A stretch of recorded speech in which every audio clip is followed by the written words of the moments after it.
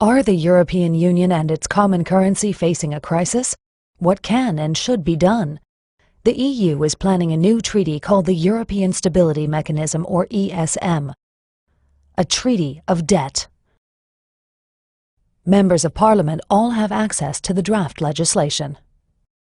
The authorized capital stock shall be 700 billion euros. Question: why 700 billion? Where did that number come from? And by whom and on what basis was it calculated? ESM members hereby irrevocably and unconditionally undertake to pay on demand any capital call made on them within 7 days of receipt of such demand. Question: nothing really. That part is clear. If the ESM needs money, we have 7 days to pay. Taking normal bank processing times into account, that means we have 4 days to write a check. But what does irrevocably and unconditionally mean? What if we have a new parliament, one that doesn't want to transfer money to the ESM? Do we have to pay anyway? The Board of Governors may decide to change the authorized capital and amend Article 8 accordingly. Question: pardon me?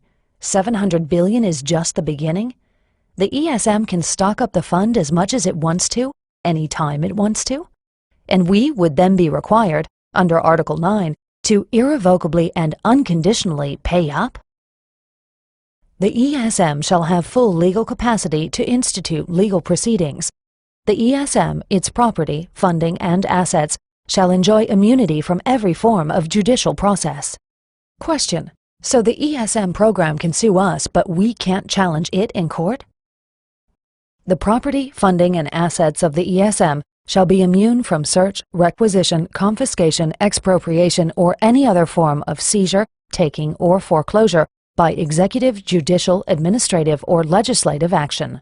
Question: immune from judicial action was covered in the last point, but this means neither our governments nor our legislatures nor any of our democratic laws have any effect on the ESM organization? That's a pretty powerful treaty.